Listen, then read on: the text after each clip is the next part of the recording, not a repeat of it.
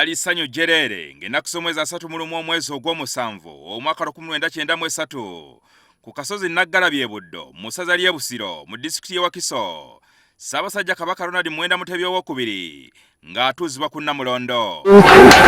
Omukolo guno gwasombola nassisi w'omuntu okwetaba ku kyafaayo kino ekyali kyaludde okulabikako okuva gavumenti ya Pulezidenti Milton Obote bwe yalumba olubiri mu 1966 Ssekabaka Sir Edward Muteesa n'awaŋŋangusibwa e Bungereza.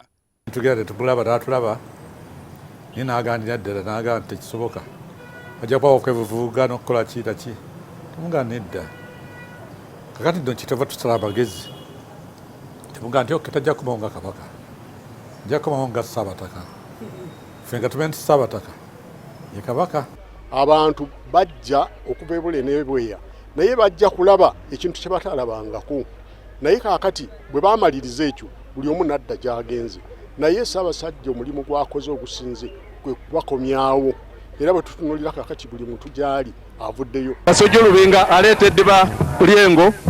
Ronald Muwenda Mutebi II owa 36 yayambazibwa eddiba Lyengo n'akwasibwa amafumu n'engabo ng'akabonero n'obuvunaanyizibwa obwali bumukwasibwa okulwanira Namulondo yaba Jjajja be. Muwenda Mutebi II kukwasizza amafumu ago abiri ng'akabonero k'obuvunaanyizibwa bw'olina sibatiiriranga. Wano we wasubuka empagi oba ssemasonga esookerwako kwezi 5 Uganda kwetambulira. Ssaabasajja Kabaka kye kitikkiro kyaffe n'olwekyo buvunaanyizibwa bwaffe okulaba nga nnyinimu nga Namulondo teyuugayuuga tenyenyezebwa.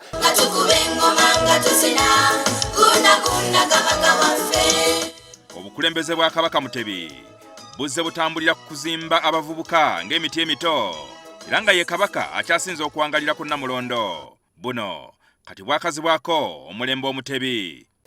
Omulembe omutebi tugutwala nti gubadde mulembe ng'oggyeko okuba nti Ssaabasajja Kabaka yaguwa abavubuka naye gubadde mulembe ogw'okuzimba obuganda era nnyinimu kwe yasinziira n'aguwa abavubuka kubanga emiti emito gye giggumiza ekibira. Wano oyinza okugamba nti mu Buganda kyenkana buli somero lirina oluyimba olususuutwa mutanda era kino kye kimu ku kyongedde obwagazi bwa Kabaka mu bavubuka. Ssaabasajja Kabaka omulembe yaguwa abavubuka kitegeeza nti abaana bano bwe bava buto nga bategeera obwakabaka nga bayimba ennyimba era kyova olaba ku mikolo gy'obwakabaka mingi abaana baweebwa omukisa. Obwakabaka bwa Buganda nga Kabaka yakutta omumuli era bukwata kyakumwanjo mu kutumbula ebyobulamu mu Uganda. Ssaabasajja Kabaka ayagadde abantu be nga balamu.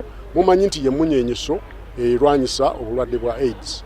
Mumanyi nti azizaawo amasomero. Tulina amasomero wano agaali goonoonese aga Buganda. Era bwe twogerera ebibalo biraga nti obulwadde bwa mukenenya bweyongedde okukendeera mu Buganda. Weewaawo twongera okukubiriza abantu ba Kabaka obuteeyibaala.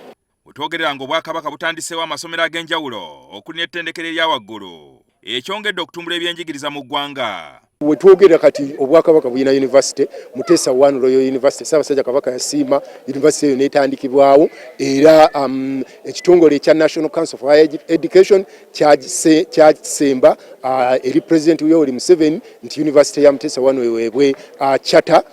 Katikkiro wa Buganda kati aliko Charles Peter Mayiga yatandikawo kaweefube eyakazibwako emmwanyi terimba era kaweefube ono avuddemu ebibala bingi n'eggwanga Uganda okufuna ssente mu kirime ky'emmwanyi. Mmwanyi terimba abantu ba Kabaka amazima gennyini omwaka guno bakutte ku ssente ze bayita ssente ensajja nga bazijja mu mmwanyi. Ekyo kyonna kiri nti abantu kubeera bawuliza eri Ssaabasajja Kabaka ne bamanya nti emaaso moogi era ne tumugoberera ne tugoberera obubaka bwe ettaka n'ensalo zaayo tukubiriza abantu ba Kabaka okukozesa obulungi ettaka.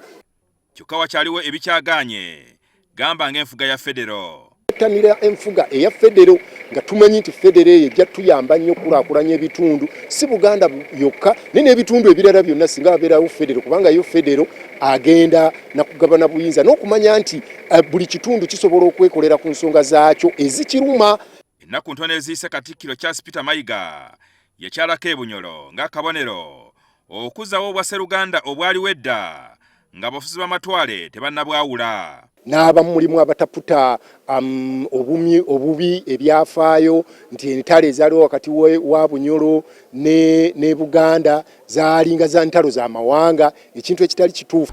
Ate nga bwe tukwatagana ne Bunyoro n'Obwakabaka obulala tufuna amaanyi nti bwe tubaako ne kye tusaba gavumenti eya wakati kituwa amaanyi ne tuba nti batuwuliriza. Kati ekirindiriddwa olunaku lw'enkya kwe kujjukira amatikkira gano era Obuganda bwonna buyitiddwa okweyiwa mu lubiri e Mengo. Jjingo Francis, NTV ku ssaawa emu. Ssaabasajja Kabaka agabula nte